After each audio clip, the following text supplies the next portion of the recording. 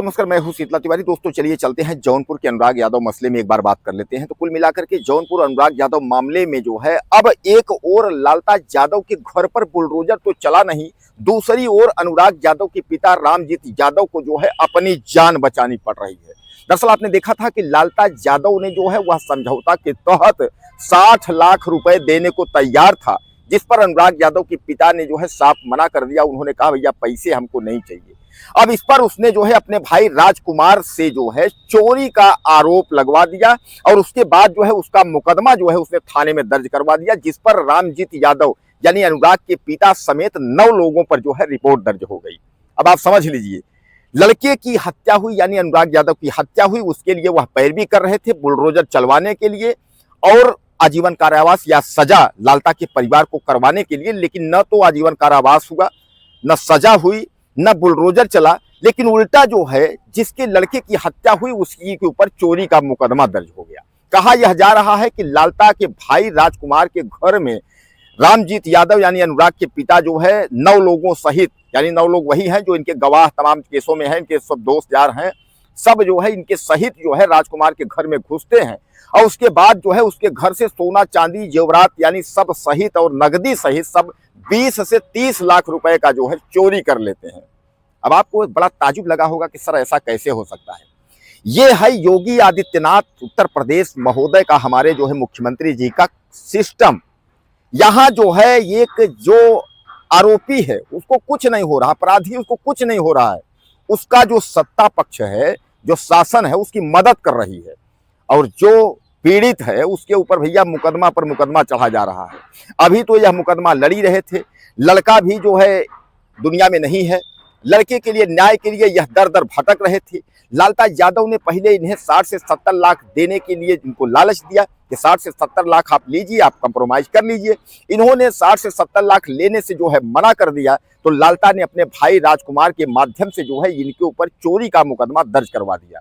अब आप समझ लीजिए कि उसके बाद जो है अब रामजीत यादव यानी अनुराग के पिता जो है वह गिड़गिड़ा रहे हैं, वह चारों तरफ दौड़ रहे हैं। इस मामले में उन्होंने जिलाधिकारी जौनपुर से मुलाकात की, उन्होंने जिलाधिकारी के पास जाकर के गिड़गिड़ाया। उन्होंने बताया कि सर बताइए मैं कैसे चोरी कर सकता हूं। इस पर जिलाधिकारी जौनपुर ने उनको कहा कि आप इसके लिए जो है कप्तान से मिल लीजिए, यानी जिले के जो पुलिस कप्तान होते हैं एसएसपी महोदय, उनसे मिलकर के आप बात कर लीजिए। दोस्तों कितना आसान है बताइए। आपको याद होगा 40 साल से मुकदमा चल रहा था अनुराग यादव के पिता का और लालता यादव का, लेकिन उस पर जो है कितनी दरखास्तें पड़ी होंगी। इन्होंने तमाम जान से मारने की धमकी और तमाम इन्होंने जो है दिखाया होगा कि हमें जो है खतरा है, लेकिन उस पर कोई भी तहरीर नहीं ली गई, कोई भी एफआईआर दर्ज नहीं हुआ। अगर आज एफआईआर दर्ज होता तो शायद है कि अनुराग यादव इस दुनिया में होता। लेकिन देखिए कि अनुराग यादव की हत्या हुई, उसके पिता जो है भटक रहे हैं और हत्यारा परिवार फिर एक बार जाता है और अनुराग यादव के पिता पर मुकदमा कर देता है और रिपोर्ट दर्ज भी हो जाती है। अब इस कानून को आप क्या कहेंगे, ये कानून कैसा है? यानी पीड़ित जो है उसके ऊपर मुकदमा लदा जा रहा है और जो अपराधी है, जो आरोपी है, वह बिंदास घूम रहा है, उसको कुछ हो ही नहीं रहा है। तो एक बार फिर जो है हत्यारा परिवार जो लालता यादव है उसके हौसले जो है वह बुलंद हो गए। किस कदर से वह अपना घूम रहा है। अब इधर जो पीड़ित है, जो बेचारा जो है वो परेशान है। अनुराग के पिता रामजीत की आप जानते हैं उनकी इनकम क्या है, दूध बेच करके किसी तरह से वो अपना जो है भरण पोषण कर रहे हैं। उसी में मुकदमा भी देखना होता है, उसी में तारीख और उसी में उनको खर्च चलाना है, 2 बेटियों की पढ़ाई भी, सब कुछ देखना है, दवा भी। लेकिन फिर भी जो है वह गरीब जो है वह न्यायिक प्रक्रिया से लड़ाई लड़ना चाहता था। लेकिन ये जो सरहंग टाइप के लोग हैं, यह शासन और सत्ता के बल पर जो है उसे न्यायिक प्रक्रिया के तहत जो है उसको न्याय नहीं देना चाहते हैं।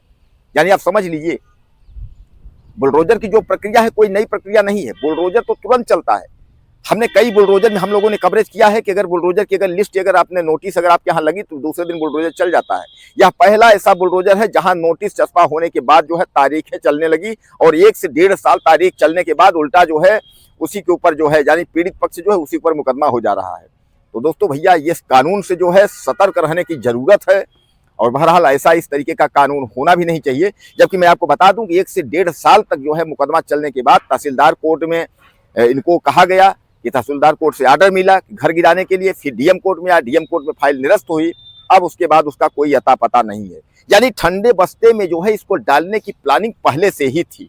ऐसा नहीं है अनुराग यादव का मामला किसी को पता नहीं है। अनुराग यादव का मामला पूरे जौनपुर से लेकर के अब पूरे देश में लोगों को पता है कि अनुराग यादव मामला है क्या, अनुराग यादव की हत्या किस तरीके से हुई। लेकिन भैया कानून कार्रवाई जो है वो तो शासन सत्ता के पक्ष में है। जब सरकार चाहेगी, शासन सत्ता चाहेगा तभी जो है कार्रवाई होगी, वह नहीं चाहेगा तो कार्रवाई नहीं होगी। बहरहाल एक बार फिर अनुराग यादव के पिता जो है भटक रहे हैं, गिड़गिड़ा रहे हैं। आपकी क्या राय है? अपनी राय मुझे आप ज्यादा से ज्यादा लिखिएगा और चैनल को सब्सक्राइब करिए। अगले वीडियो में फिर मिलते हैं। नमस्कार।